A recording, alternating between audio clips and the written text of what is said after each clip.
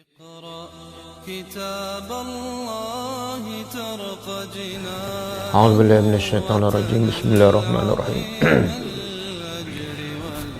الحمد لله رب العالمين نحمده ونستعينه ونستغفره ونعوذ بالله من شرور أنفسنا ومن سيئات أعمالنا من يهده الله فلا مضل له ومن يضلل فلا هادي له أشهد أن لا إله إلا الله وحده لا شريك له وأشهد أن محمدا عبده ورسوله سبحانك لا علم لنا إلا ما علمتنا إنك أنت العليم الحكيم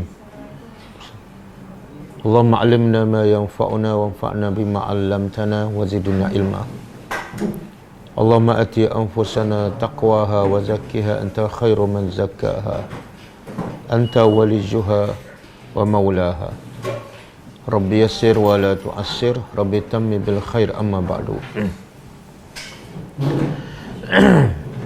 InsyaAllah malam ni kita sambung tadabbur surah Al-An'am.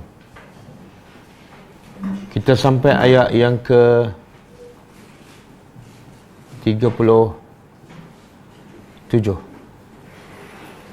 Di malam ni insyaAllah kita sambung ayat 38. Sebelum tu kita tengok apa maksud ayat yang lepas dan pengajarannya serta kaitan dengan ayat hari ini. Ayat yang lepas antaranya ialah Allah bagi tahu A'udzubillahi minasyaitonirrajim innama yastajibul ladzina yasma'una wal mauta yab'atsuhumullah summa ilaihi yurja'un. Sesungguhnya hanyalah orang yang menerima seruan Allah dan Rasul dan mentaatinya hanyalah orang yang mendengar. Dan mendengar di sini kita dah bincang iaitu orang yang mendengar, faham dan patuh. Dan sesiapa yang mendengar tapi tidak faham ataupun mendengar, faham tapi tidak patuh, maka di sisi Islam dia sebenarnya masih belum mendengar. Bahkan Allah mencela mereka yang mendakwa mendengar tapi sebenarnya mereka tidak mentaati pun apa yang mereka dengar. Dan Allah mengatakan mereka sebenarnya tidak mendengar. Kemudian sebab itu selepas itu Allah berkata wal mauta. Selepas itu Allah berkata orang yang mati. Mati apa ni? Iaitu orang yang mati hatinya. Siapa ni yang mendengar tapi tak faham ataupun tak ikut? Mereka ini Allah gelarkan mereka adalah seumpama orang yang mati. Walaupun fizikalnya hidup, dia bergerak, dia bekerja, tapi sebenar di sisi Allah ini adalah al-mauta, orang yang mati.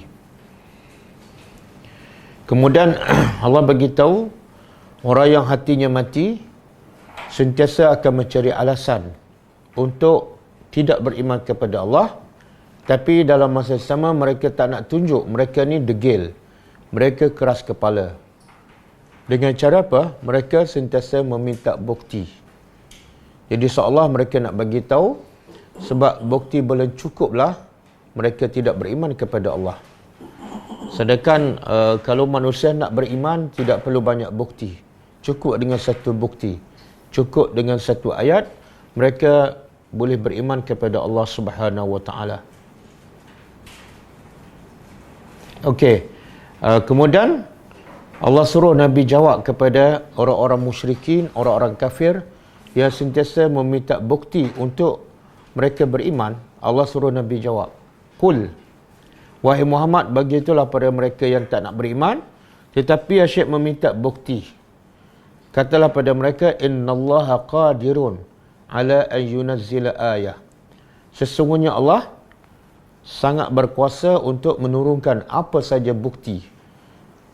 Apa saja yang diminta oleh orang musyrikin, Allah tu qadirun, maha berkuasa untuk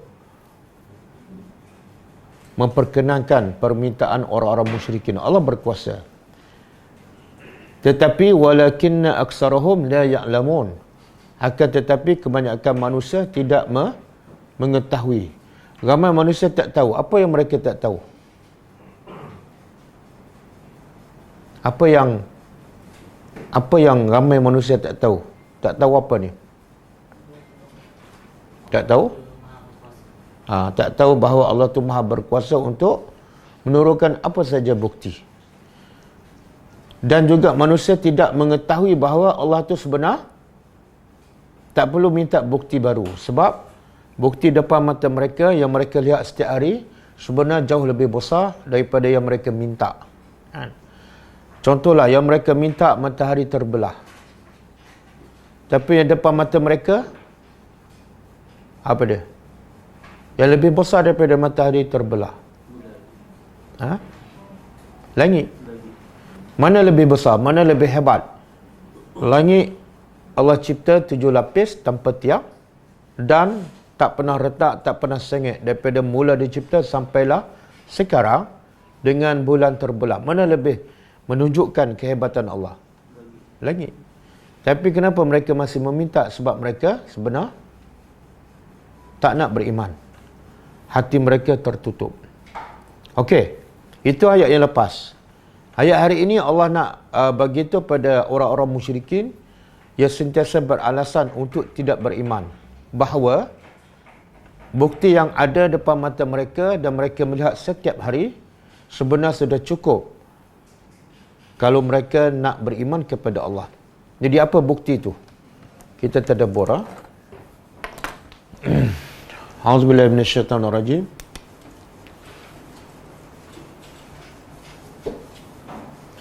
Wa ma min dabbatin, dan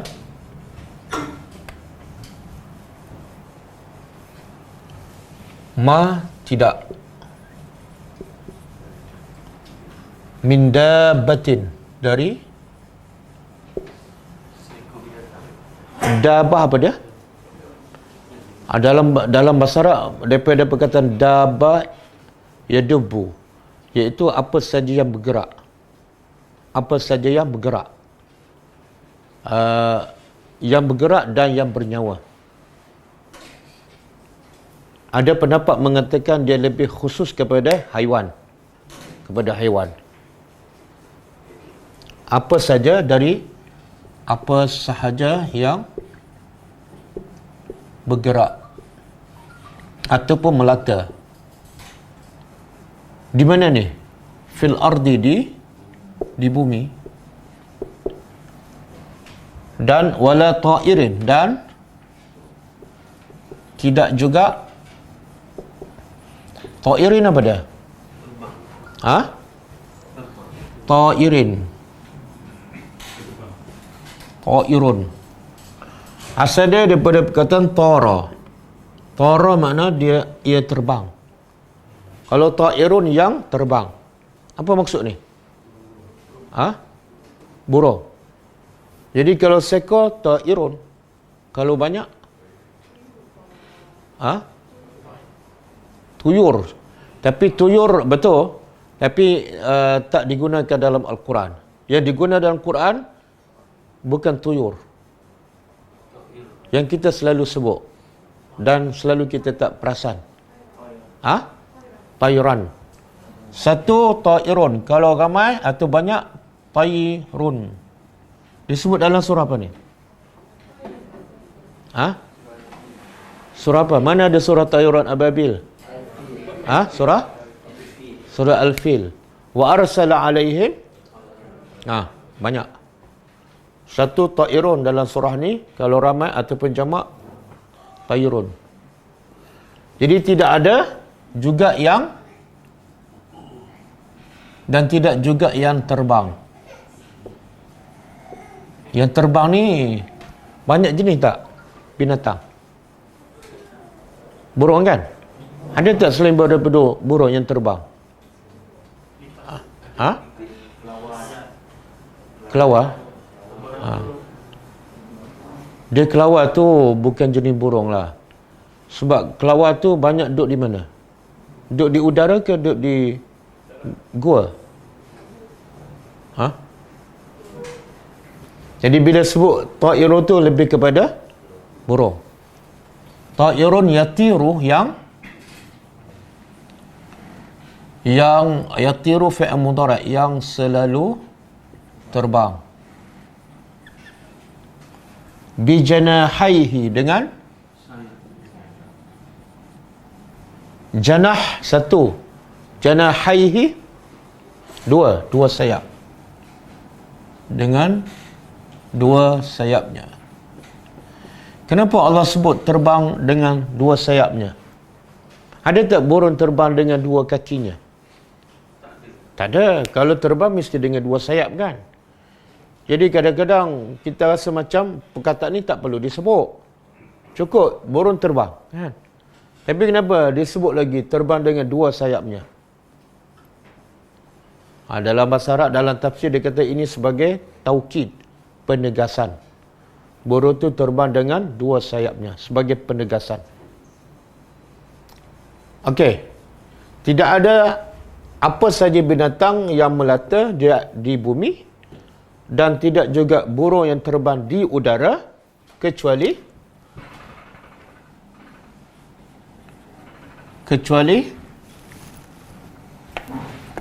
umamun. Apa makna umamun? Umamun jamak, plural. Kalau satu, ummatun. Kalau satu, ummatun. Kalau banyak, umamun. Kecuali umat amsalukum, seperti kamu. Okey, setakat ni apa yang Allah nak bagi tahu? Kalau yang tersuratnya, Allah nak bagi tahu tidak ada satu pun binatang yang melata di atas muka bumi dan juga yang terbang di udara melainkan dia seperti kamu. Apa yang Allah nak bagi tahu?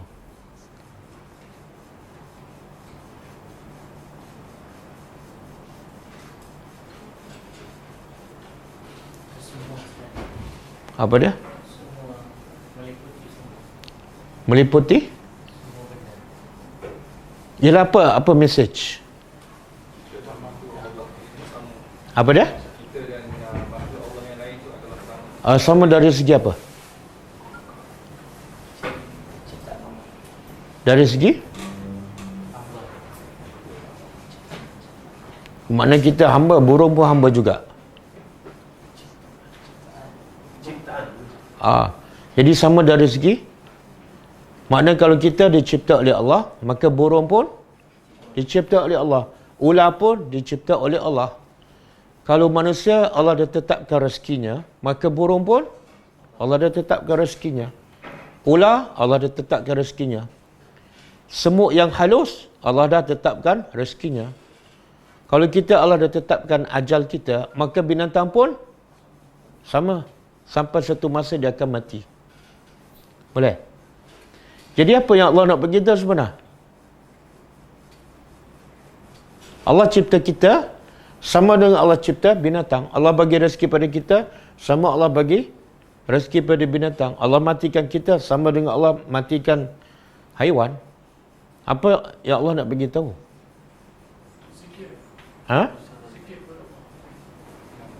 Zikir ayat lain.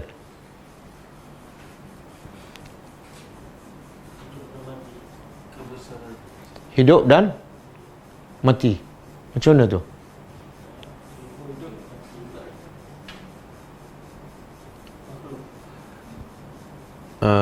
Tapi tak sebut sangat. Allah tak sebut dalam ini spesifik hidup dan mati kan. Allah kata seperti kamu.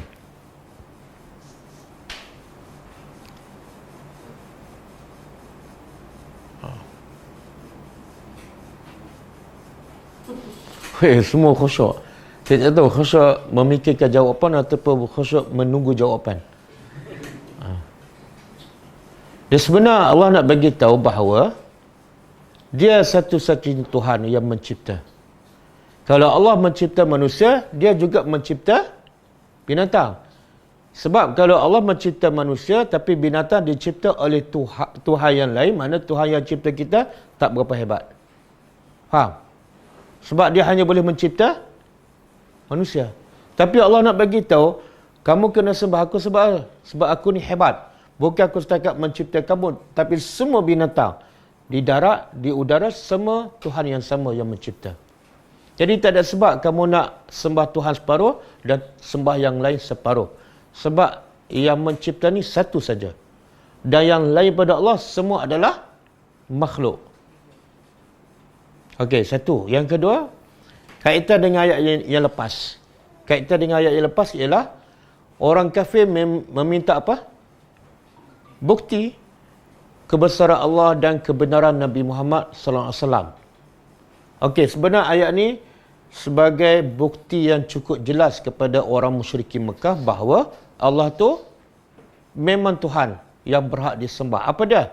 Allah mencipta binatang. Hebat tak Allah? Sebab itulah semua yang selain daripada Allah dipanggil apa? Makhluk. Dan semua makhluk Allah dipanggil, semua makhluk Allah adalah ayat. Tidak ada satu pun makhluk yang dicipta oleh Allah melainkan dia adalah sebagai tanda kebesaran Allah.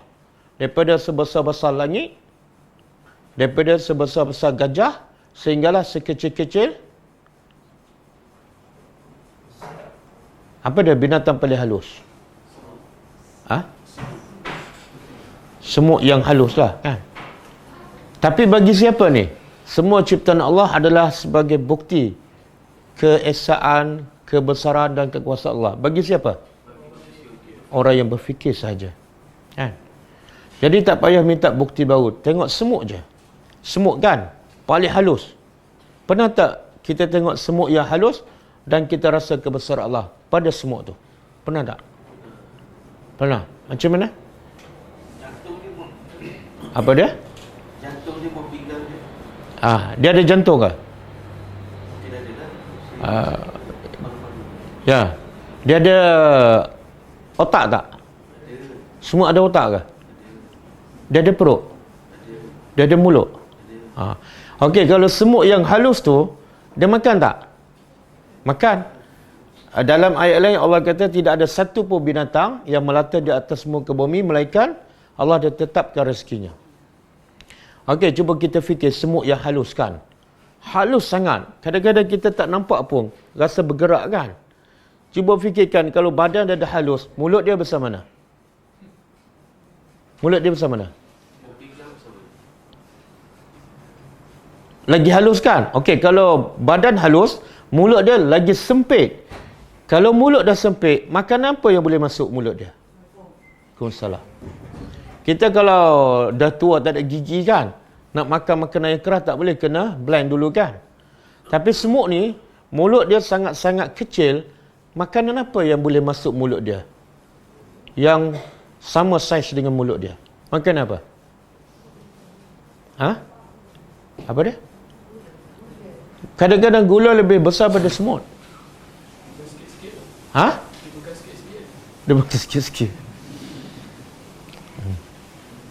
Lepas tu bila dia makan, macam mana nak kunyah? Dia ada gigi tak?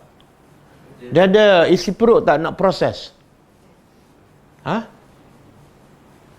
Pernah tak berfikir sebelum ni? Ke sekarang baru nak berfikir?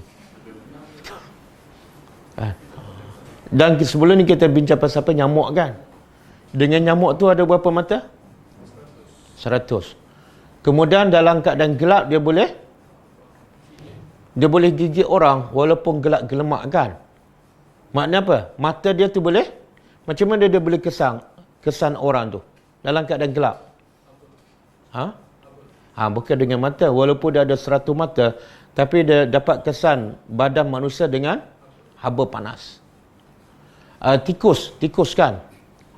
Tikus biasa dia keluar rumah bila? Kalau duduk dalam rumah lah, bila waktu dia keluar? Bila kita tutup lampu kan? Kita kalau tutup lampu kat dapur, kita cari makanan, jumpa tak? Tak jumpa. Tapi tikus, setelah kita tutup lampu, dia jumpa tak makanan? Jadi mata siapa lebih terang? Tikus. Mata? Tikus. Sebab itu menunjukkan apa tu? Jadi pernah terfikir tak macam mana tikus dalam gelap dia jumpa makanan? Kan? Jadi Allah nak bagi kita sebenarnya inilah kebesaran Allah. Kadang-kadang kita tengok burung terbang kan? Rezeki dia di mana? Burung tempat dia banyak di udara. Tapi rezeki dia di mana? Di bumi. Kita kalau duduk di bumi dan rezeki pun di bumi, pening kepala tak nak cari rezeki? Pening, ramai bunuh diri kan. Kalau tak pening tak bising lah sebab PKP ni. Dia duduk di bumi, rezeki di bumi. Kenapa nak pening? Kalau kita di udara, rezeki di bumi, agak-agak pening ke tak? Lepas tu PKP pula kan? Kita boleh mati, ramai mati kebuluran. Kalau kita di udara, rezeki di bumi. Tapi burung tu, dia rezeki dia di bumi kan? Macam mana dia boleh cari rezeki di bumi?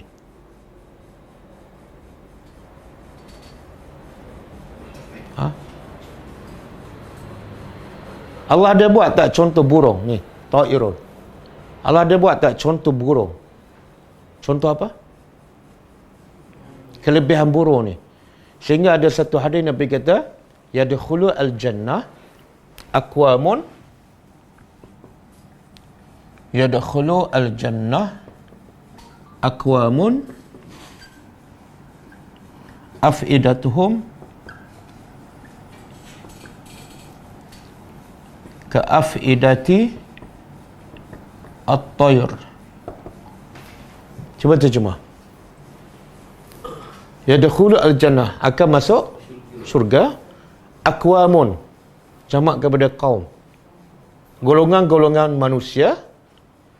Nabi sebut sifat orang yang layak masuk syurga. Apa dia? Afidatuhum, hati-hati mereka seperti hati burung. Jadi ciri-ciri ahli syurga ialah hati dia macam hati burung. Macam mana tu? Jadi siapa nak masuk syurga kena belajar daripada burung. Macam mana? Apa maksud tu? Hati burung tu apa maksud dia? Dia tawakal. Macam mana tawakal burung? Nabi sebut dalam satu hadis yang lain. Nabi kata apa?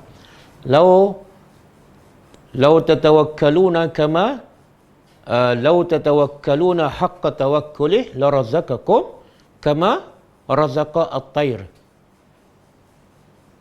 Kalau kamu bertawakal pada Allah dengan sebenar-benar tawakal, maka kamu akan diberi rezeki sebagaimana Allah bagi rezeki kepada burung, keluar pagi perut kosong, balik petang.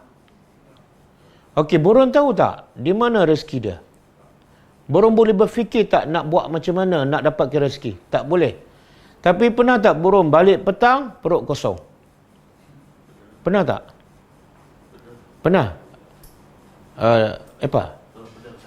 Pernah? Burung mana ni? Cakap biar ada fakta. Boleh bagi tahu tak burung mana ni? Balik kosong. Nanti pernah cek tak?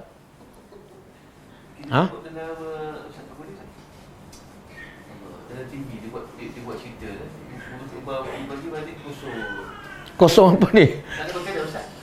Tak ada makanan. Dari mana dia tahu dia tak ada makanan? Dia boleh terbang tak? Daripada TV ke sana tengok Ustaz. Ni bahaya ni, sumber rajakan dia TV.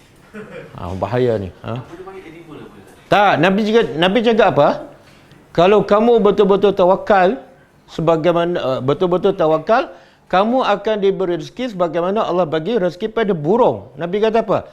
Keluar perut kosong, balik perut penuh. Nabi cakap balik perut penuh. Kita kata ada juga ketika balik perut kosong. Siapa lebih pandai? Nabi ke kita?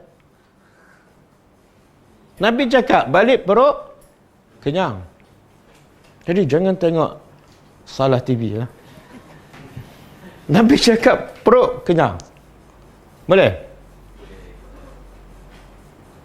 Tapi kita biasa tak? Keluar pagi perut kosong, balik perut kosong juga. Biasa? Sebab apa tu? Itu tak faham soalan tu. Tak faham soalan. Saya tak tanya pasal bulan Ramadan. Kita pernah kan? Ada. Cari kerja, cari makanan, tak ada. Kenapa manusia yang dibekalkan akal boleh berfikir dan rezekinya pun di bumi, tapi ada ketika balik perut kosong? Burung tak ada akal, tak tahu di mana rezeki, tapi balik Nabi kata perut dia mesti kenyang. Apa yang membezakan? Ha? Apa yang membezakan? Manusia ada akal tapi kadang-kadang balik perut kosong. Burung tak ada akal, balik mesti perut kenyang. Ha? Dia tak tawakal macam burung. Kenapa manusia tak tawakal macam burung? Sebab manusia banyak akal. Burung tak ada banyak akal, satu akal pun tak ada kan. Bila tak ada akal, dia serah pada Allah je. Kadang-kadang manusia sebab akal lah menjadikan lebih teruk pada burung. Takut tak menentukan. Jadi burung ni satu makhluk yang sepatut jadi contoh pada kita. Ha? Orang gila baik sikit pada orang tak gila. Sebab tu orang gila rumah tak ada, kereta tak ada, kerja tak ada, tapi muka senyum je. Ada orang kaya rumah besar, kereta banyak, muka berkeruk je. Kan? Pernah tengok orang gila muka dia bermasalah. Okey kan? Kita kalau elektrik tak ada, dah kelang kabut. Orang gila rumah pun tak ada. Okey je. Kadang-kadang dia jumpa rezeki dia kat mana? Ha? Dalam tong sampah kan? Tapi ada tak orang gila kena penyakit keracunan makanan? Tak ada. Yang biasa kena keracunan makanan orang yang waras. Betul tak? COVID tak kena. Apa dah? Orang nak swab test dia pun takut dah. Okey. Jadi burung ni cuba buka surah Hud ayat 7.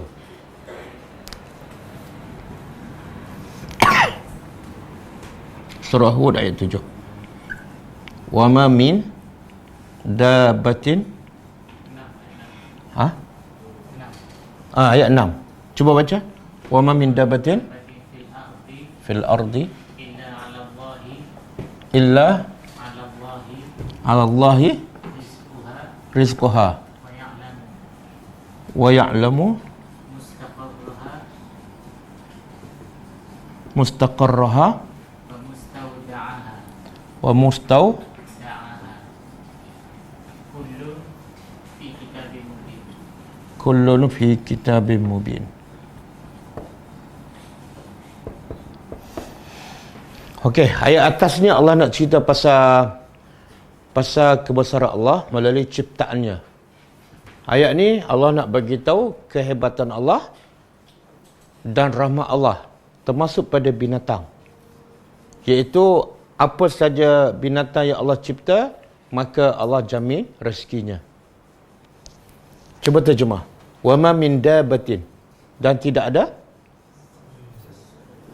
ada apa-apa saja binatang yang melata di atas muka bumi illa 'ala Allahi rizquha, melainkan tengok bahasa Arab, melainkan ke atas Allah rezekinya. Apa makna ala ni? Dia bahasa Arab ala lain, li lain.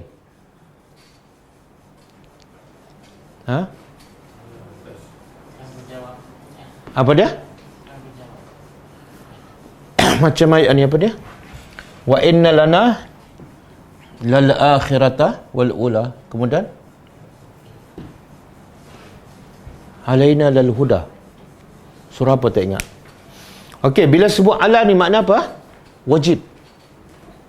Jadi kalau nak terjemah macam ni, tidak ada satu pun binatang yang melata di atas muka bumi kecuali wajib ke atas Allah memberi rezekinya.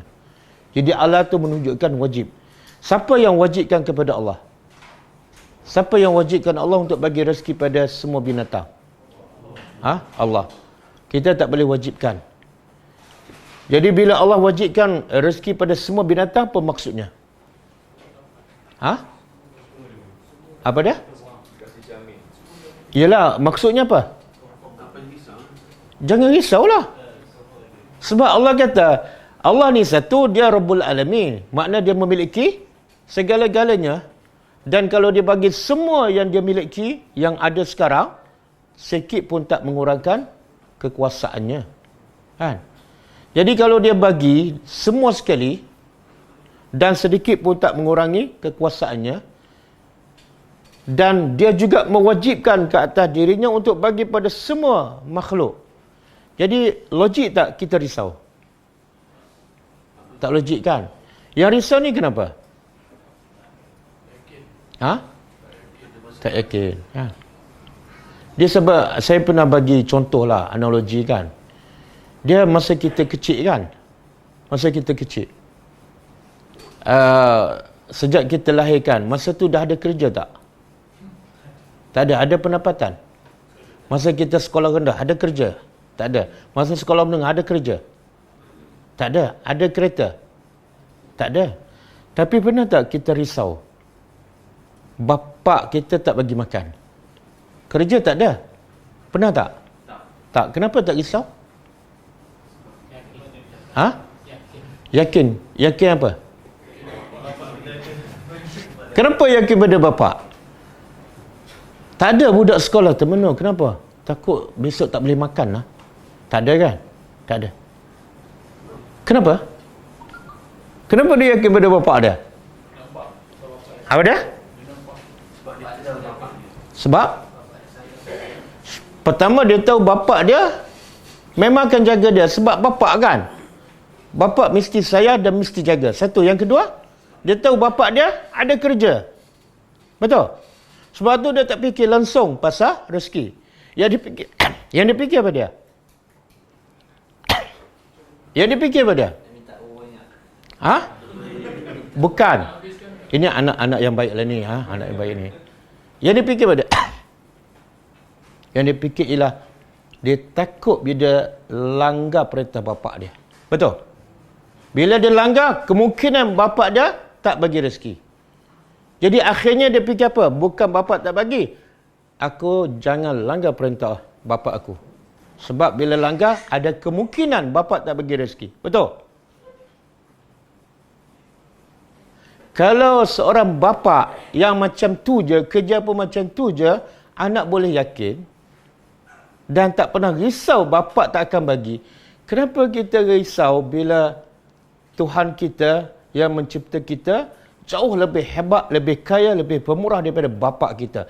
Kenapa kita risau?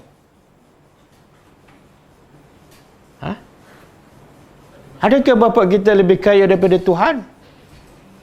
Adakah bapa kita lebih pemurah daripada Tuhan? Betul? Betul ke tak ni? Saya nak tanya semua ni. Ada tak kita risau pasal rezeki? Tambah-tambah musim PKP ni. Ada? Ada tak? Oh, Epa tak ada. Epa ni memang dia tawakal macam burung lah. Yang lain ada tak? Ada? Apa siapa ada? Masa kita budak, kita tak ada pun. Betul? PKP ke apa ke, cuba tanya anak. Ni sekarang musim PKP, kamu tak risau ke? Tak, dia tak risau. Pertama-tama kalau bapak dia kaya kan. Yang risau ni mak bapak. Kenapa ada?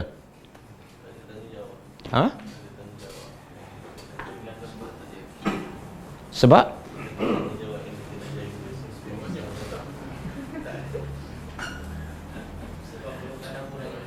Sebab belum tak ada buat ayat ni. Saya tengok besok hilang tak rasa takut tu.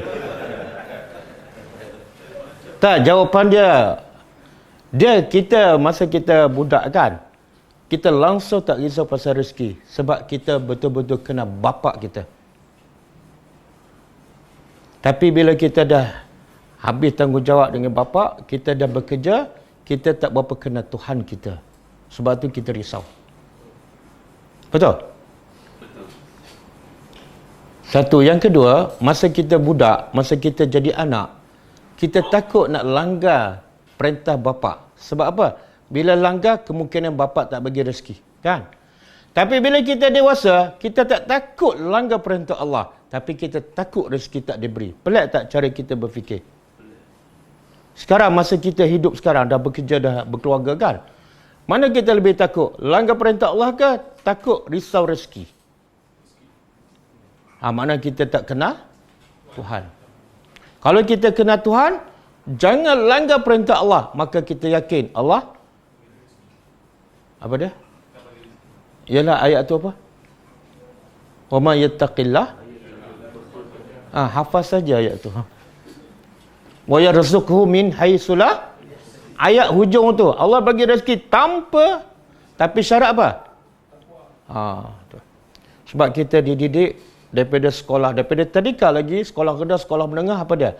Nak dapat rezeki, bekerja, bukan tawakal, bukan bertakwa. Jadi bila tak bekerja, kita risau. Tapi bila tak bertakwa, kita tak risau. Sebab pendidikan yang salah. Boleh? Okey, kemudian Allah kata apa? Ma farratna. Ni, kita habis ayat ni.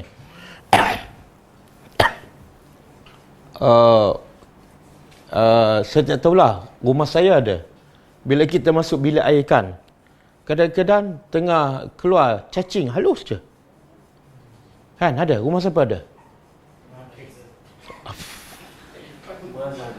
Kadang-kadang keluar cacing halus je.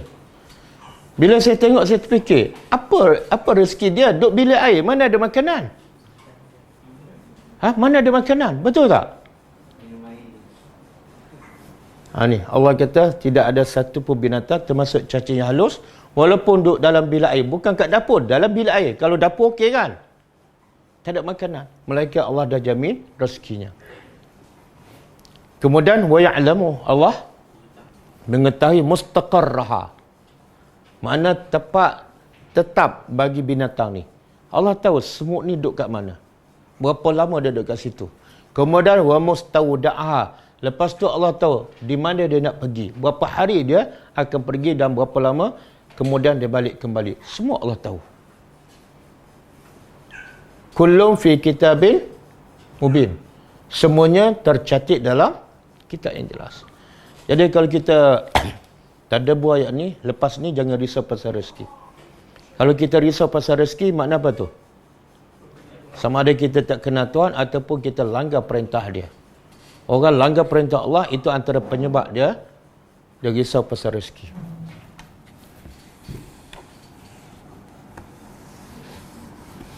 Sebab itulah pemuda Kahfi bila masuk gua, doa dia minta rezeki ke minta rahmat Allah? Tengok orang yakin pada Allah. Aku sekarang ikut perintah Allah, mana mungkin Allah tak bagi rezeki. Cuma aku minta rahmat. Okey, kemudian ma farratna. Tidak kami lalaikan ataupun abaikan. Tidak kami abaikan fil kitab, dalam kitab. Kitab apa ni? Min syai'in, dari sesuatu pun. Apa maksud dia? Makna semua binatang yang di darat, yang di udara, semuanya tercatat dalam kitab. Apa yang tercatat? Takdir dia, bila dia akan lahir, rezekinya banyak mana, berapa lama dia boleh hidup, di mana dia mati, semua tercatat dalam kitab. Jadi kitab ni ada dua tafsiran. Pertama, kitab di Lauh Mahfuz. Kadang-kadang contohlah, kita risau pasal kucing kan. Kucing duduk tepi jalan, kita risau. Kesiannya kucing, tak ada siapa bagi makan. Kita pun ambil dia. Sebenarnya tak payah kesian. Sebab apa? Allah dah tetapkan rezekinya. Kadang-kadang dia kesian pada kucing, anak dia buat dosa. Sepatut dia kesian pada siapa? Tak, kesian pada diri dia sendiri. Kan? Saya nak nasihatkan, siapa yang bela kucing ramai kan? Pastikan anda terbela sebelum bela kucing kan? Okey, kemudian semua, kemudian ila rabbihim, hanya kepada rabbihim, Rabb pencipta mereka, yuhsyarun, dihimpun. Dihimpun ni di mana ni? Apa yang dihimpun ni di pada mahsyar? Apa dia? Tengok ayat cakap lain, kita cakap lain. Ayat cakap apa ni? Ni burung apa semua kan? Mula-mula Allah cakap binatang yang melata dan juga burung yang terbang. Kemudian hujungnya hanya kepada Tuhan mereka akan mereka makna dihimpun ni apa? Orang ke binatang?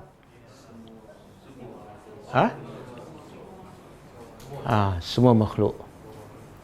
Jadi semua binatang akan dibangkit semula dan akan dihimpun di pada mahsyar, ataupun sebahagian binatang? Semua. Harimau, gajah, ular, cacing, semut, semua. Ada dalil? Dalilnya ayat ni. Sebab tu kata Syekh Saleh Utsaimin, ayat ni menunjukkan apa? Semua binatang akan dibangkitkan. Dulu kita mungkin diberitahu binatang yang dibangkitkan binatang yang dizalimi kan, sebab dia akan tuntut balik. Tapi kalau ikut ayat ni, binatang yang tak terlibat dengan kezaliman pun akan dibangkitkan. Mana kalau kambing menanduk kambing yang lain, kambing yang kena tanduk sampai patah tanduk dia tu akan dibangkitkan dan disuruh supaya dia tuntut balik apa yang kambing tanduk dia tu. Lepas tu, semua bila dia tuntut, Allah akan jadikan semua binatang apa dia? Turab, tanah. Sebab itulah orang kafir, bila dia tengok binatang ni, lepas diselesaikan, dibagi hak-hak masing-masing, maka Allah jadikan mereka semua tanah. Ketika itu orang kafir bercita-cita nak jadi macam binatang yang Allah jadikan tanah. Ayat apa tu? Ya laitani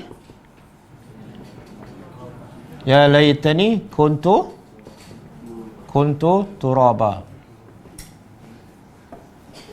Surah apa ni? Surah An-Naba kan? An-Naba. Jadi orang kafir kata yaqulul kafirun ya laitani, alakah baiknya kuntu kalau aku menjadi tanah. Boleh? Tengok orang kafir masa kat dunia, dia nak jadi tanah ke dia cari tanah? Ada tak orang manusia kat dunia nak jadi tanah? Tak ada. Tapi bila di akhirat, dia nak jadi tanah. Sebab apa? Andaiannya kalau jadi tanah macam binatang, semuanya okey, selamat. Okey. Kemudian cuma satu lagi pendapat Ibnu Abbas, yuhsyaru di sini bukan makna dihimpunkan. Yuhsyaru makna dia mati. Jadi ada dua maksud. Pertama, dihimpun daripada mahsyar. Yang kedua, semua binatang tu dimatikan. Okey? Kemudian Allah kata wallazina, dan orang-orang yang kazzabu, mereka mendustakan bi ayatina, dengan ayat-ayat kami. Ayat-ayat kami ni ada berapa jenis? Ayat Allah ada berapa jenis? Dua. Pertama, ayat-ayat Al-Quran. Yang kedua, ayat kauniyah, ciptaan Allah. Okey, mendustakan ayat Quran kita fahamkan. Siapa tak beriman, siapa tak ikut Quran, dia mendustalah. Tapi mendustakan ayat ciptaan Allah macam mana? Macam mana boleh berlaku? Dia mendustakan langit, dia mendustakan bumi, dia mendustakan hujan. Macam mana tu?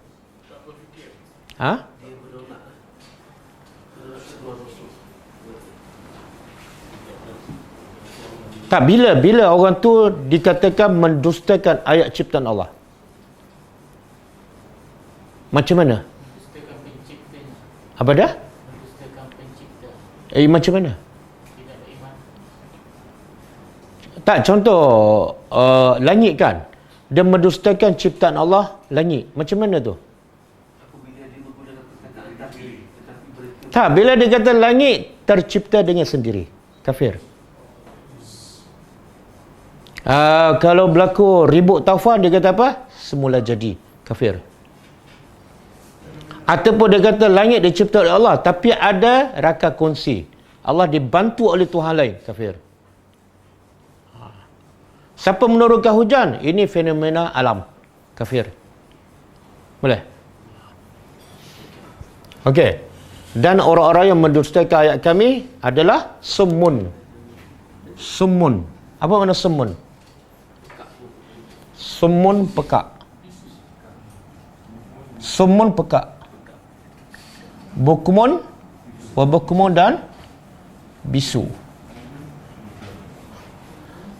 Yang kita biasa hafal, cuba baca. Summun, bukmun, umyun. Sambung. Fahum la yarji'un. Ini surah apa ni? Baqarah ayat apa? Ayat antara 1 hingga 286. Dia confirm tak salah, walaupun tak tahu.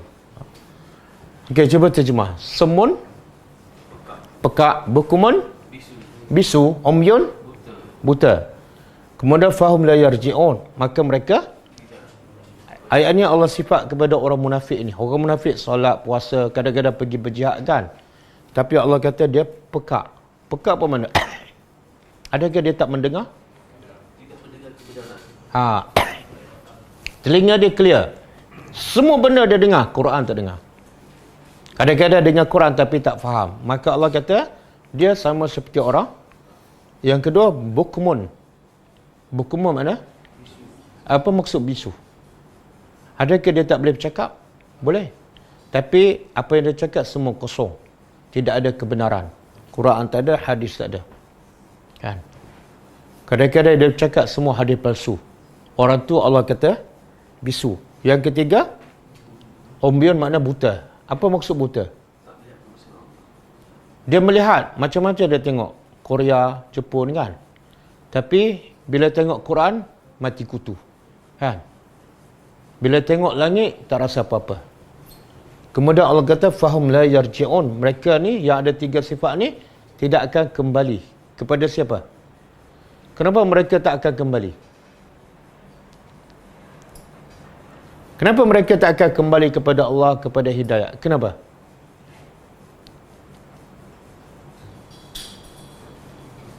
Sebab syarat nak kembali kepada Allah mesti kena Allah. Dan nak kena Allah mesti ada saluran dia. Sekarang saluran untuk dapat ilmu dah tertutup. Telinga dah tertutup. Mulut pula bisu. Mata pula. Jadi saluran untuk dapat ilmu, untuk kena Allah dah tertutup. Bila tertutup, dia tak akan kembali kepada Allah. Okey. Ada 3 kan? Tapi dalam ayat ini ada berapa? Semun, wabukmun. 1, apa yang tak ada? Umyun mana buta kan? Sebenarnya ada, tapi Allah sebut dalam bentuk lain. Iaitu fiz zulumat. Mereka dalam kegelapan. Zulumat ni mufrad ke jamak? Jamak. Kegelapan apa ni? Bila sebut jamak tu makna banyak lah. Kan? Kegelapan apa? Allah nak bagi tahu kegelapan bukan satu. Banyak. Apa dia tu?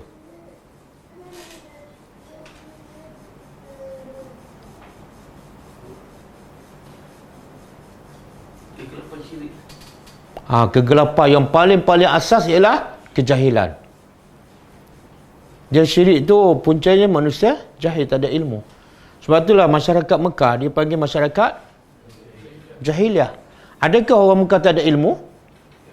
Ada. Adakah orang Mekah tak pandai cari duit? Tak, pakar. Mereka kadang-kadang kaya. Kalau orang Mekah kaya gila. Kan? Dia berniaga ke Syam, berniaga ke Yaman. Maknanya dia ada ilmu. Tapi kenapa dia panggil masyarakat jahiliah? Sebab dia jahil Tuhan. Dia tak kenal Tuhan. Okey? Jadi kegelapan pertama, kejahilan. Membawa kepada kegelapan yang kedua, kufur syirik. Dan membawa kegelapan yang ketiga, dosa, maksiat, kemungkaran. Semua dia buat. Jadi bila berada dalam kegelapan ni, maksud apa ni? Maksudnya umyun, buta lah. Orang bila duduk dalam gelap, dia nampak tak? Tak nampak apa. Yang halal, yang haram, semua dia sapu. Okey.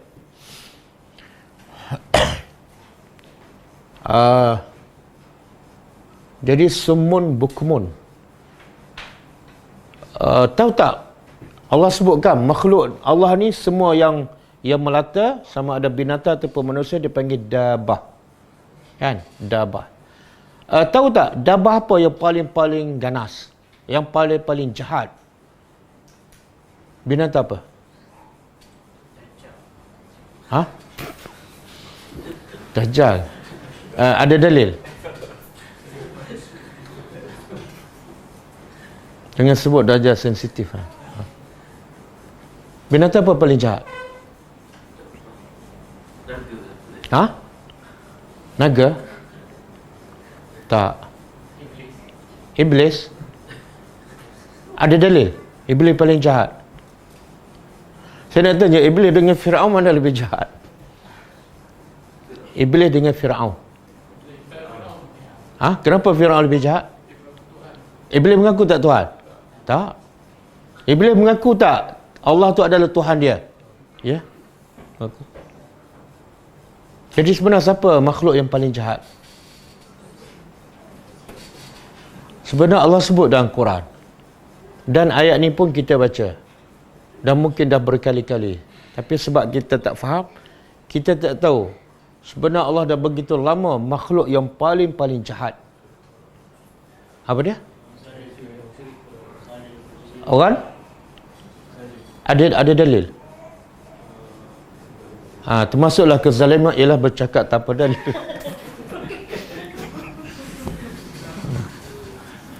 Cuba buka surah Al-Anfal ayat 22. Ayat 22 surah Al-Anfal. In syarrad dawabi indallahi as-summu al-bukmu allazina la yaqilun. Okey. Tengok binatang paling jahat, naga ke harimau? Inna sesungguhnya, syarra sejahat-jahat, dawab ni jamak, kalau satu dabah. Jadi dabah satu, apa saja yang melata di atas muka bumi yang bernyawa, sama ada manusia ataupun haiwan. Okey, Allah nak beritahu apa ni? Sesungguhnya, Allah beritahu sesungguhnya. Mana benda ni? Sesungguhnya binatang ataupun makhluk yang paling jahat di sisi Allah. Siapa? As-summu, orang yang peka, al-bukmu, orang yang bisu, dan allazina la yaqilun, yang tidak berakal. Boleh faham? Okey, saya nak tanya, siapa pula semua al-bukmu ni? Siapa? Ialah apa sifat dia? Tengok ayat sebelum ni. Ini ayat 21 kan? 22. Tengok ayat sebelum dia. Ayat 21. Tak tengok dulu. Tengok. Allah kata apa? Wala takunu kallazina qalu sami'na wa hum la yasma'un. Ini ayat sebelum. Cuba terjemah. Wala takunu, dan jangan kamu jadi. Makna haram. Bila Allah kata jangan, benda ini haram. Haram jadi. Jadi apa ni? Seperti orang yang berkata sami'na. Mereka mendakwa kami dah dengar. Tapi Allah kata sebenarnya wahum la yasma'un. Sebenarnya mereka tak dengar. Kan? Maksud dengar di sini apa dia? Dengar, faham dan patuh. Selagi dia tak taat, Allah kata mereka sebenar. Lepas tu Allah sebut ayat ni. Sesungguhnya makhluk yang paling jahat di sisi Allah, orang yang pekat bisu. Siapa? Yang inilah. Ni. Boleh? Jadi sekarang makhluk yang paling jahat, A. harimau, B. naga, C. ular sawa, D. anjing, E. dajjal, F. orang yang tak faham Quran. Orang yang tak faham Quran. Ha? Orang yang tak faham Quran. Apa dia? Orang yang tak faham Quran. Orang yang tak faham Quran. Sejak bila mereka ada ni? Ha? Sejak bila? Mereka ada akhir zaman ke ataupun sepanjang zaman? Ha, jadi jangan cerita peristiwa akhir zaman je. Ceritalah peristiwa sepanjang zaman. Siapa dia? Semua al-bukmu. Ini binatang yang paling jahat dan ada sepanjang zaman. Betul tak? Betul. Tengok Allah cela bila lagi ni? Orang kafir. Ayat yang kita sebut tadi, Allah cela orang munafik yang duduk belakang Nabi, yang pergi berjihad bersama Nabi. Allah kata mereka ni adalah semun bukmun umyun fahum la yarji'un. Boleh? Dan sekarang ada di mana-mana tak ni? Ada tak? Saya nak tanya, kalau kita tengok orang buta nak melintas jalan, apa kita buat? Ha? Dia tengah nak melintas jalan, tongkat pun tak ada, orang pimpin dia tak ada, kemudian kereta laju. Kita yang ada perasaan ni, kita buat apa? Kita berhenti kan? Kalau kita tak berhenti, orang kata apa? Ha? Kita mana hati keras kan? Tidak ada rahmat. Betul kan?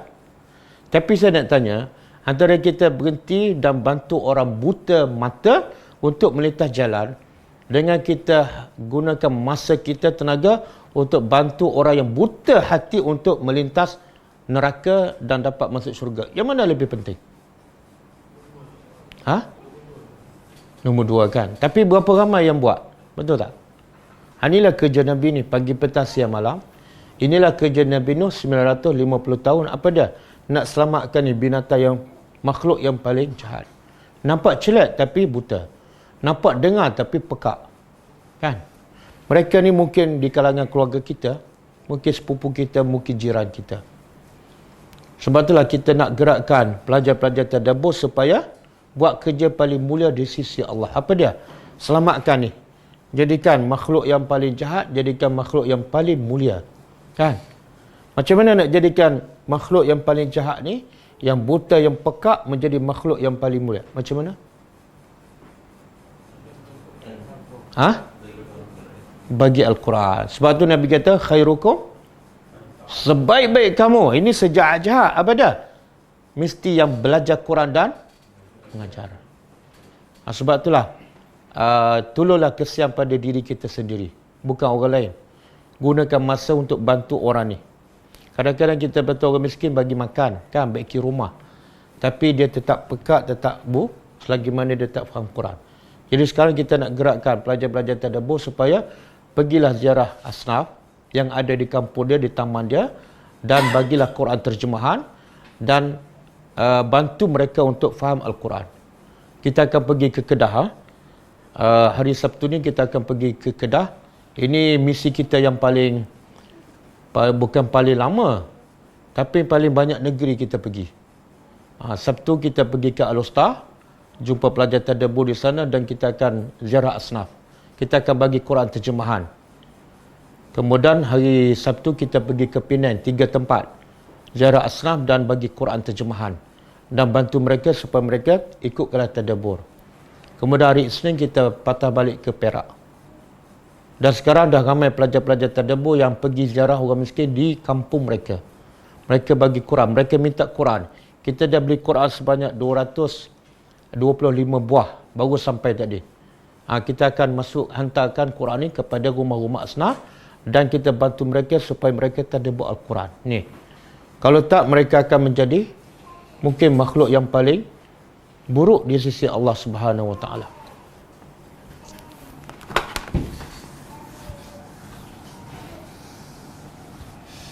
Okey, kemudian ayat ni rasa macam tertinggal lah. Cuba cek tengok. Ada yahdillah kan? Betul lah. Betul. Ha? Man yasha'illah. Betul.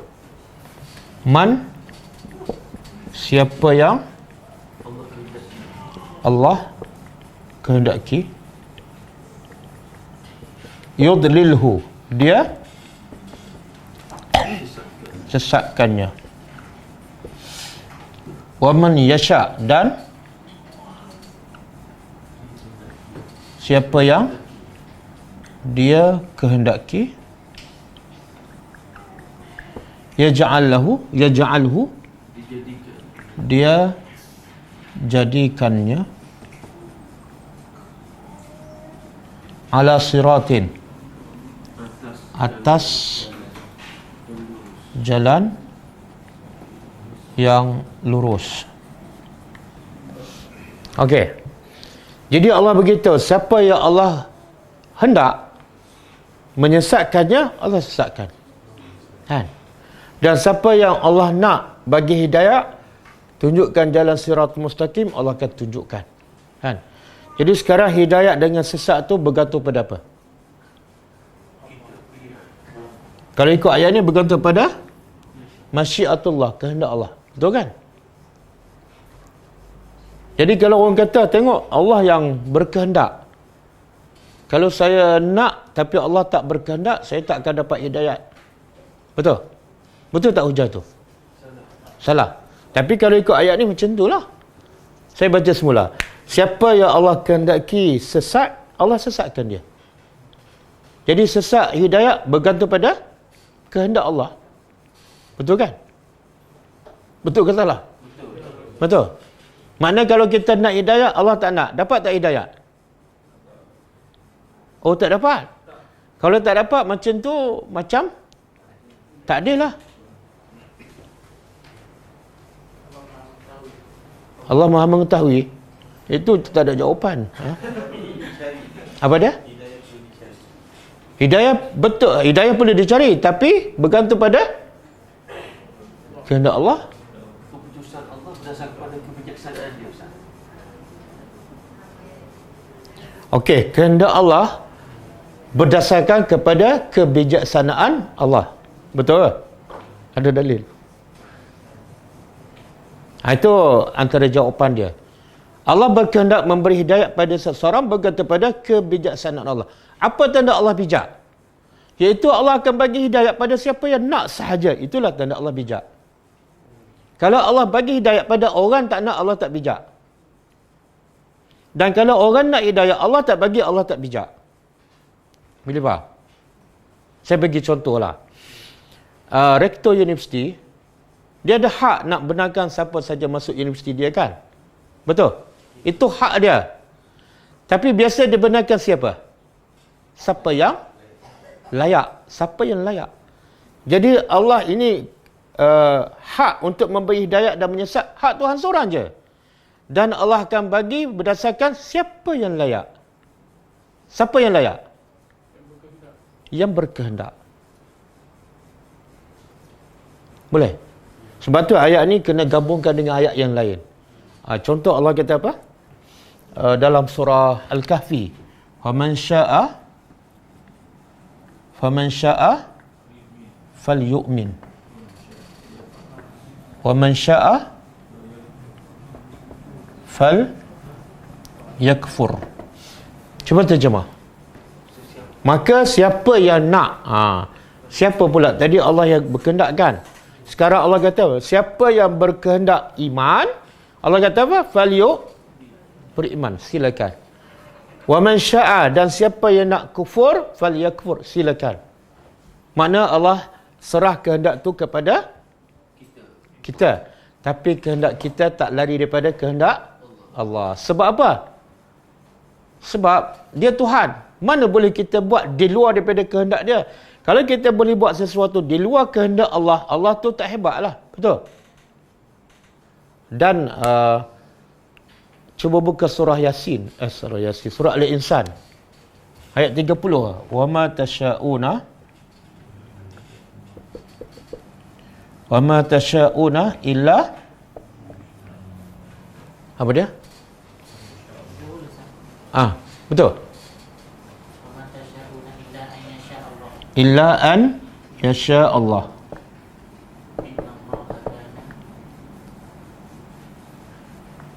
Inna Allah Innallaha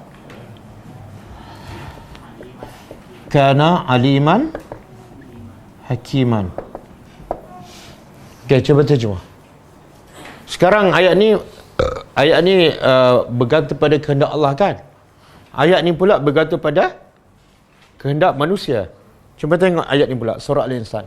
Wa ma tasyauna, dan tidaklah kamu berkehendak illa kecuali an yasha Allah, kecuali apa yang Allah kehendak. Tapi lepas tu Allah kata apa? Innallaha, sesungguhnya Allah adalah aliman, maha mengetahui. Yang kedua, kenapa Allah sertakan selepas alim hakim? Mana Allah mengetahui siapa yang layak dapat hidayah berdasarkan kebijaksanaan Allah. Dan banyak tak ayat yang Allah suruh kita cari hidayah? Ada?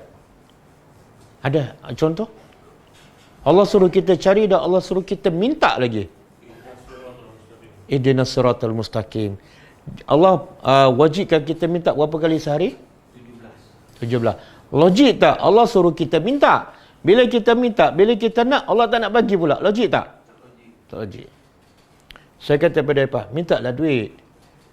Mintalah duit. Bila mereka minta, saya tak bagi. Makna saya tu jenis apa tu? Jenis apa?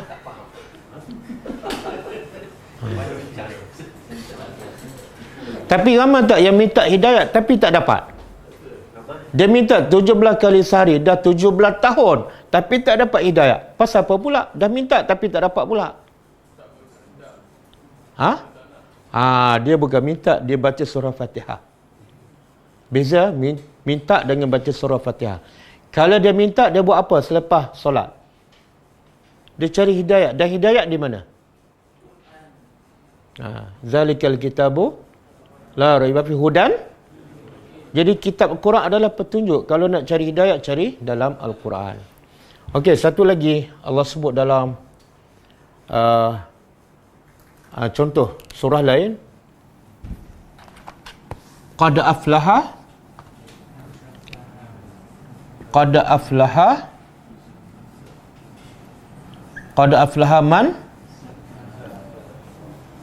man zakkaha. Surah apa ni? Qad aflaha man. Okey, cuba terjemah.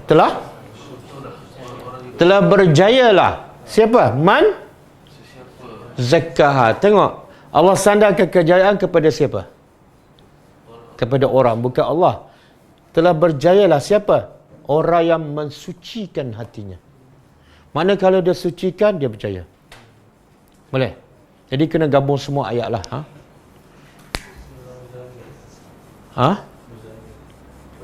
Tak, ini surah Asy-Syams. Syams kan.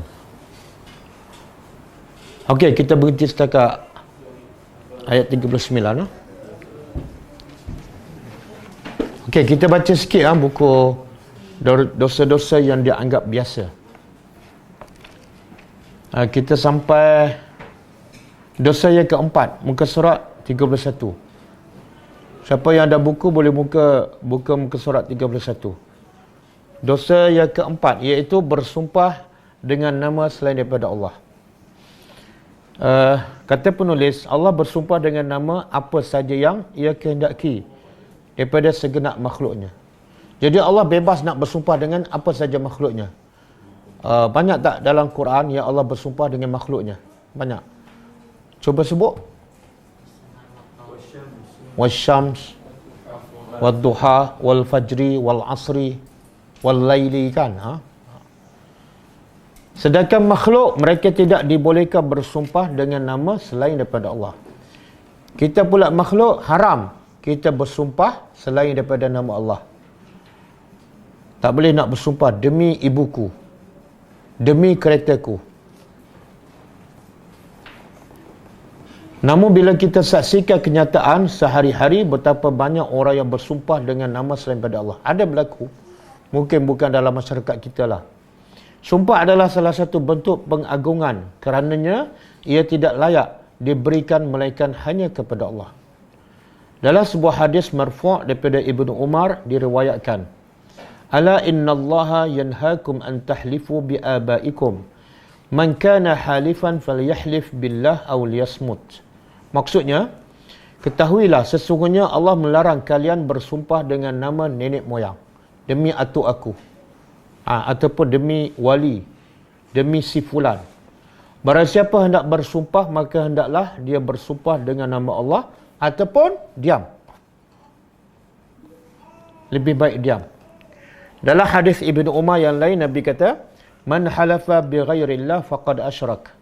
Barang siapa yang bersumpah dengan nama selain pada Allah, maka dia telah syirik kepada Allah.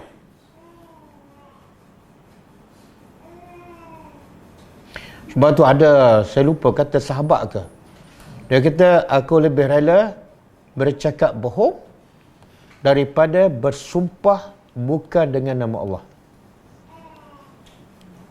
Faham? Dua-dua dosa, dua-dua salah. Kenapa dia kata dia lebih rela berbohong? Sebab bohong tak membawa kepada syirik. Tapi bersumpah tapi cakap benar. Dia bersumpah bukan nama Allah tapi bercakap benar. Demi atuk aku. Lepas tu dia cakap benar. Maka lebih baik kita bercakap bohong tapi tidak bersumpah dengan nama selain pada Allah. Boleh faham? Dalam hadis lain Nabi bersabda, "Man halafa bil amanah falaysa minna." Siapa yang bersumpah dengan amanah, ini bukan parti amanah ni, amanah, maka ia tidak termasuk dalam golongan kami. Kerana itu tidak boleh bersumpah demi Kaabah, demi kemuliaan, demi tugas aku, demi tugas aku sebagai pendakwah, tak boleh, haram. Demi tugas aku sebagai anak yang soleh. Juga tidak boleh bersumpah dengan berkat, demi keberkatan air zam-zam, tak boleh. Ataupun demi keberkatan hidup si fulan. Tidak pula dengan kemuliaan Nabi. Dengan guna nama Nabi pun tak boleh. Demi nama Nabi Muhammad pun tak boleh. Para wali ataupun nenek moyang ataupun anak tertua. Semua hal tersebut adalah haram dan membawa kepada syirik. Barang siapa yang terjerumus melakukan sumpah tersebut, maka kafaranya adalah membaca La ilaha illallah. Siapa yang dah terbuat, maka dia kena kafarah. Kafarahnya apa dia? Cukup dengan dia sebut La ilaha illallah. Cukup. Dalilnya sabda Nabi SAW, "Man halafa faqala fi halafihi billati wal uzza falyaqul la ilaha illallah." Hadis sahih riwayat Bukhari. Maksud dia, barang siapa yang bersumpah, kemudian dalam sumpahnya ia berkata demi Lat, nama Tuhan berhala, demi Lat, demi Uzza, maka Nabi kata hendaklah dia mengucapkan La ilaha illallah sebagai kafarah. Termasuk dalam bab ini adalah beberapa lafaz syirik dan lafaz yang diharamkan, yang biasa diucapkan oleh sebahagian kaum muslimin. Di antaranya, aku berlindung kepada Allah dan kepadamu. Itu pun tak boleh. Aku berlindung kepada Allah dan kepada engkau. Tak boleh. Boleh membawa kepada syirik. Kenapa? Kita isteri cakap pada suami, "Bang, saya berlindung dengan Allah dan dengan abang." Syirik. Kenapa? Kat mana syirik tu? Perkataan dan dengan. Seolah suami kita dengan Tuhan sama. Kalau nak cakap macam ni, saya berlindung dengan Allah kemudian. Kemudian okey.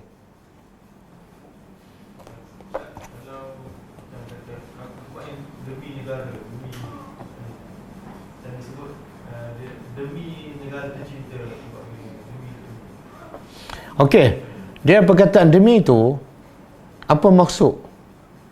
Kalau sumpah dalam bahasa Arab, wow kan, wallahi. Kalau terjemah demi, kan, wal asri, demi masa.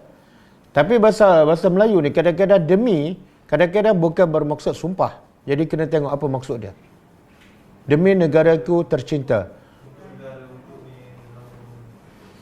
Dia kena detailkan apa maksud demi. Satu. Yang kedua, katalah dia bukan bersumpah, sebenarnya pun tak boleh. Sebab seolah dia buat kerja kerana negara, bukan kerana Allah. Pun tak boleh tu. Demi anak-anak aku bekerja keras, tak boleh. Kerana Allah.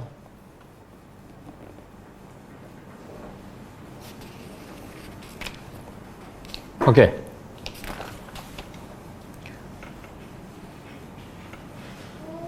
Termasuk dalam bab ini pula adalah semua nama-nama yang dihambakan kepada selain daripada Allah, seperti Abdul Masih, Abdul Nabi, Abdul Rasul, Abdul Husain dan sejenisnya. Di antara istilah dan semboyan moden yang bertentangan dengan tauhid adalah Islam sosialis, demokrasi Islam, kehendak rakyat adalah kehendak Tuhan. Semua tak boleh. Kita bertanding sebab kehendak rakyat pun tak boleh. Itu ada unsur-unsur syirik. Kita buat bukan kerana Allah. Termasuk hal yang diharamkan adalah memberikan gelar raja di raja. Ini kena delete. Hakimnya para hakim ataupun gelar sejenisnya kepada seseorang. Yalah, kadang-kadang kita gelar sultan apa dah? Duli yang panjang kan. Tuhan ada satu je, maha mengetahui, maha bijak kan. Tapi kadang-kadang sultan tu ada 4 perkataan. Duli yang maha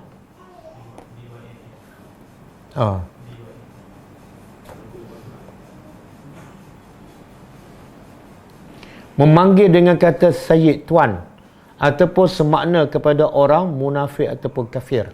Kita panggil pada orang kafir Sayyid ataupun Tuan. Sebab Tuan dalam bahasa Arab Sayyid. Dan Sayyid itu adalah sebagai tanda hormat kita. Jadi kalau kita panggil pada orang kafir Tuan, mana ada unsur menghormati mereka, tak boleh.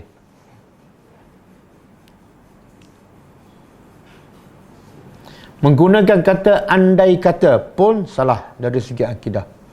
Andai kata saya tak pergi semalam, selamatlah saya. Kan? Kita datang kelas kan.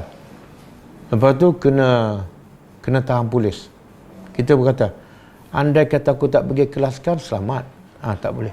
Kenapa tak boleh?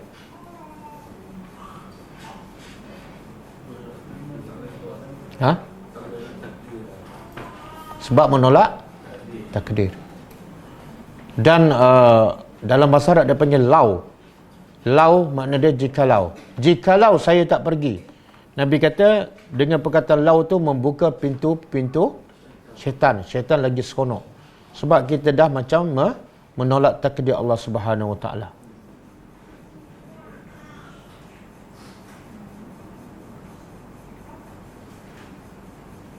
Okey, habis. Kita tengok soalan.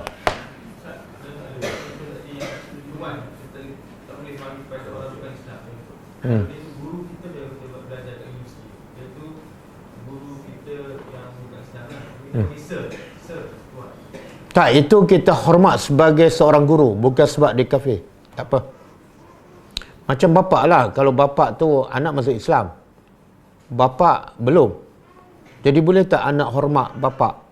Sedangkan bapak tu kafir. Boleh sebagai seorang bapak, bukan sebagai seorang non-Muslim.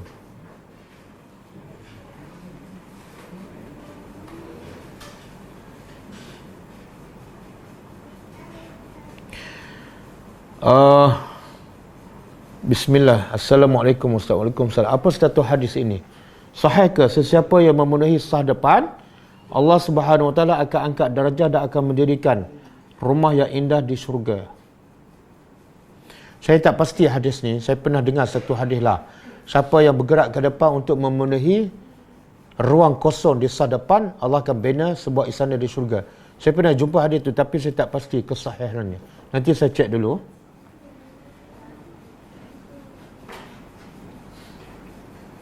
Bela burung dalam sangka, bolehkah Ustaz? Tak salah kalau tidak berlaku kezaliman kepada burung. Sebab ada hadis mengatakan wanita masuk neraka sebab apa? Sebab seekor kucing. Sebab apa? Bukan masalah dia kurung, masalah dia tak bagi makan, dia kontrol kan sampai kucing tu sampai tak bebas langsung, tak boleh nak keluar langsung. Itu kalau ada unsur kezaliman maka haram. Tapi kalau kita bela burung tidak ada unsur kezaliman, setengah ulama kata tak ada masalah. Untuk mengelakkan daripada ada unsur kezaliman, kadang-kadang kita terlupa nak bagi makan kan, maka yang terbaik biarlah dia terbang. Sebab kerja burung terbang, bukan duduk dalam sangkar.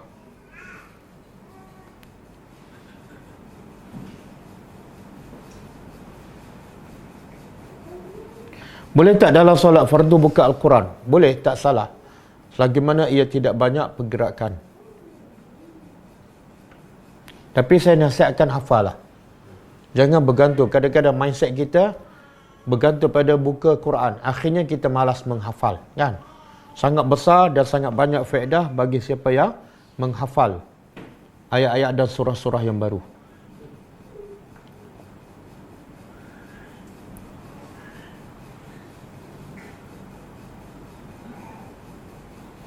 Assalamualaikum Ustaz. Waalaikumsalam. Adakah benar bahawa kita akan lalui 13 pos sebelum kita menghadap Allah ketika berada dalam kubur? Wallahu alam.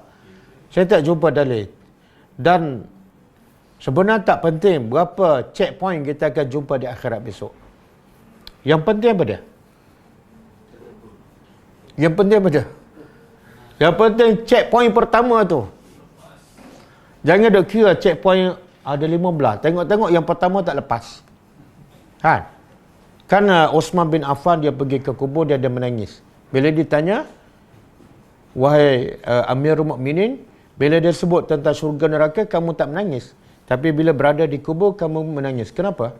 Osman kata, aku teringat pada satu hadis Nabi SAW, yang mana Nabi bersabda, kubur adalah awwalu manazilil akhirah. Kubur adalah checkpoint pertama akhirat.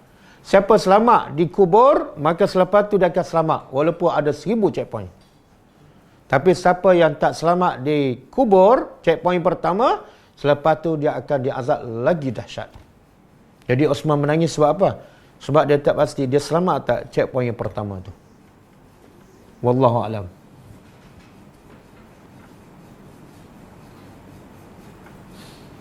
Okey, cukup lah. Satu last soalan. Assalamualaikum Ustaz. Waalaikumsalam. Saya nak bertanya, apa yang dimaksudkan dengan Al-Masih? Contohnya Al-Masih Ad-Dajjal. Dan juga nama Isa pun sama. Nabi Isa Al-Masih kan. Jadi apa makna dan adakah beza Isa Al-Masih dengan Ad-Dajjal Al-Masih? Okey, Masih daripada perkataan masah, makna padam. Kalau saya kata imsah saburah, makna padam. Padam papan putih. Jadi Nabi Isa dinamakan Al-Masih sebab apa? Sebab Allah bagi mukjizat kepada dia, kelebihannya ialah dia boleh merawat semua penyakit. Caranya apa? Sapu. Kalau dia sapu je, sembuh. Sebab tu dia panggil Al-Masih. Manakala Dajjal pula Al-Masih sebab apa? Sebab dia akan menyapu bersih hujung timur, barat, utara, selatan, menyapu bersih. Mana ada manusia, dia akan pergi, dia akan sesatkan. Itu makna Al-Masih. Yang kedua, juga ada ulama mengatakan Dajjal tu Al-Masih ialah yang dipadamkan satu matanya. Wallahu a'lam. Ustaz, dampak jin termasuk tak? Apa dia? Dampak jin termasuk dalam Termasuk. Termasuk semua. pokok tumbuhan. Tak, ini kata Syekh Shalih Al-Utsaimin yang bernyawa saja. Yang bernyawa.